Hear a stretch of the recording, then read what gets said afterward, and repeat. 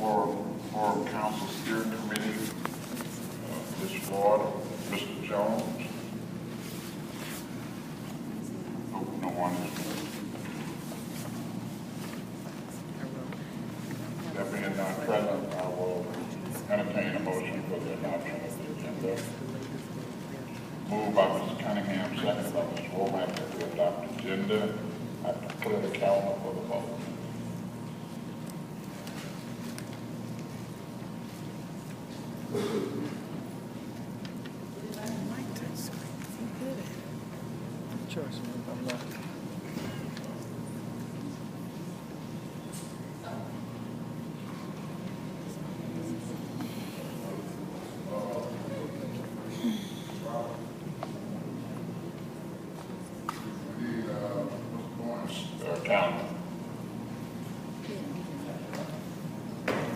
Something that's important. Yeah. He on his way out. I know.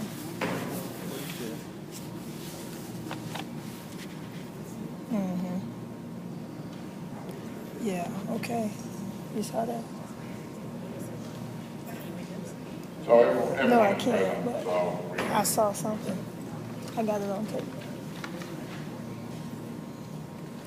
we have one action item.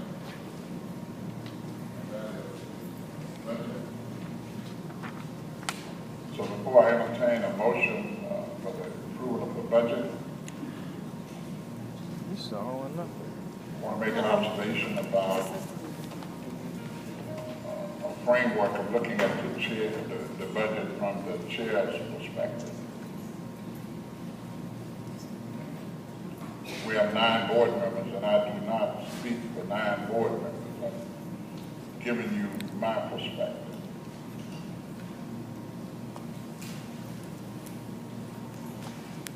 And I want to call to the attention of the public some truths and some facts. Same stuff from The yesterday. first glaring truth is that the DeKalb County School Board is not responsible for the state of the economy in this state, this nation, or this world. Circumstances far beyond our control created the state of the economy. We must keep that in mind. And let me give you a couple of facts. As a result of the state of the economy, the 2 sources in which the DeKalb County school system receive its funds have been seriously hit. We get our money primarily from 2 sources: ad valorem property taxes and from the state COLA. Ad valorem property taxes are based on the assessment of the property in the community. As you well know, a 1 mill assessment some 5 years ago yielded a little better than $20 million. A 1 mill assessment today yields a little more than $16 million. That's a significant decline. As you know, QBE fund all of the 180 public schools in the state of Georgia. And the system by law is obligated to allot money based on student population. But due to austerity budgeting, for a number of years, DeKalb County, like all of the other systems in the state, did not get that full allotment. Money we earned was reduced significantly by austerity to the extent of better than $371 million over the past 4 or 5 years. those are facts. Oh, really? I didn't see that. You'll be amazed at the number of emails I have received, the number of phone calls I have received.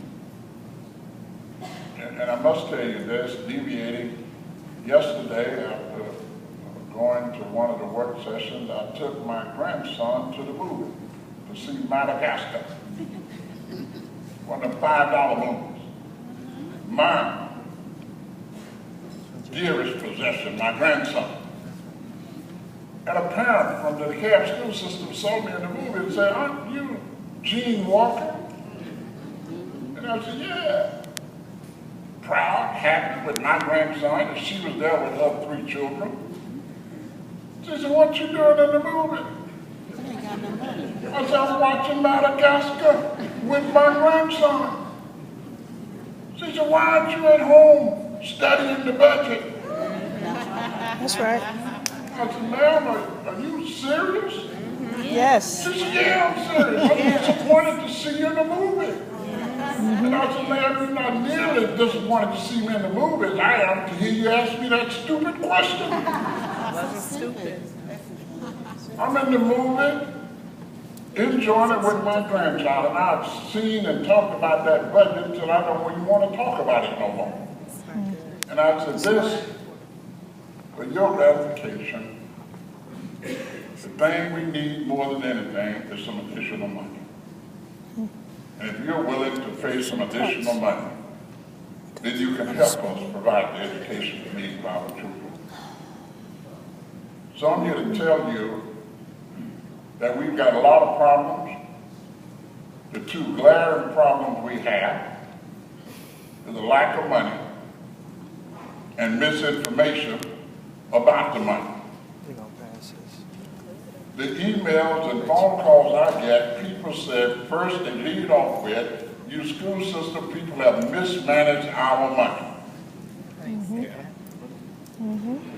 That's true. I've not received one where they didn't say we mismanaged their money. Ladies and gentlemen, if you know of some mismanagement, I wish you would report it to me out to the authorities. If we could get the full budget, we would. The hint of mismanagement or something wrong, this school board reported it to the authorities, and the authorities have been looking at it for a long, long time. So we are not aware of any other mismanagements or any other phony stuff. So I say this to you to let you know you have 9 people up here with 9 strong opinions about our circumstances and how best to deal with them. Today, we're going to try to reach some type of resolution. But I want you to know that this process is driven by the person we hire. We hire a superintendent, knowing full well all of the truths and the facts that I have just shared with you. And this superintendent is going to recommend something to us that she feels will see us through these turbulent times. And I'm hopeful that with the input of the board, we can come to some resolve today and try to move forward. So parents, unlike that lady saw me in the movie yesterday, would know that we too have a life with our children like you have lives with yours. And those lives are precious. And the time we spend with our children is very precious. So I appreciate you indulging those comments. And I see that we have 2 other names on the thing. Is that the second motion, Paul, or make a comment, or what does that do? Paul Womack and then Sarah Coker.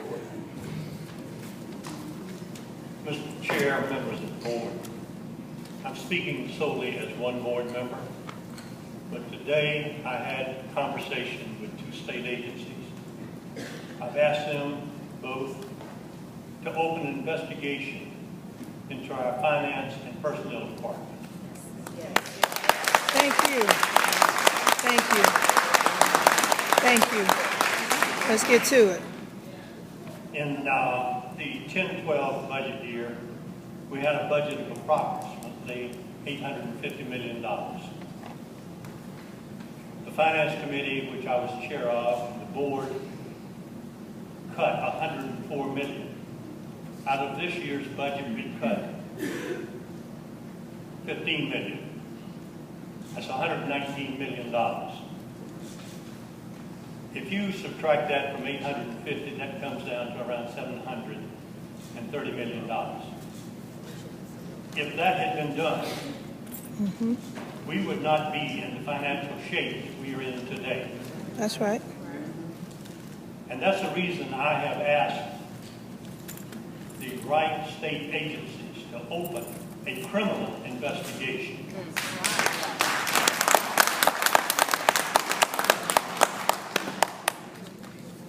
We would be with a home running budget somewhere around $733 million at this point.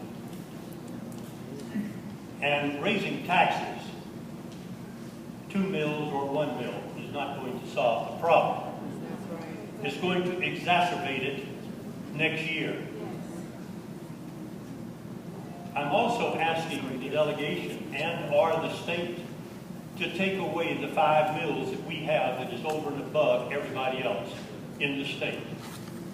If we raise the millage by 2 mills or 1 mill, if such a constitutional amendment were to pass, that's going to create havoc. We've got to do the thing that is right this year and right our house. Get it in line the way it should be. We have been overspending. We were blessed with a high millage. And I may be making a grave error when I say this, but to the best of my knowledge, this is fact. Our wealth on QBE equalization is based upon our ability to raise the millage. And over the last, since 02, 03, we have lost approximately $180 million to other districts. If we had that money, which I believe went out this year about 60 to somewhere between 60 and 70 million, again, we would not be in this position. But regardless of that, we need to downsize this district and bring it in line to the operating that it should be based upon staff and teachers to deliver the quality-based education to every child. We are asking everybody to take a hit this year. We have to.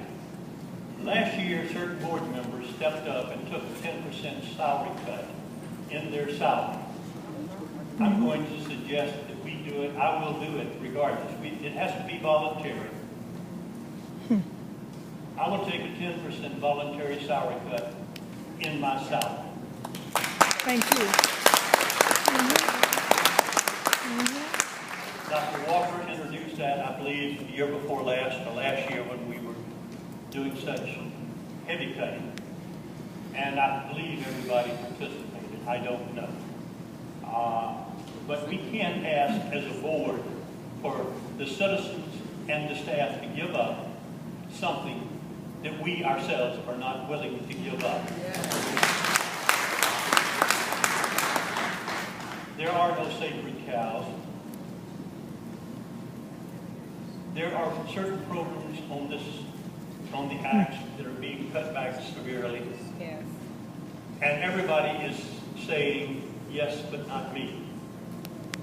And it's painful for all of us. None of us up here like what we are having to address today. So I hope the taxpayer and the parents will understand that something has got to give, and it's got to give this year. Because next year, if the economy does not turn, this year is going to be a picnic. So we need to do our job this year and give the system the opportunity to grow and come back to what it should be. It was, at one time, the greatest school system in the Southeast. And it can do that again.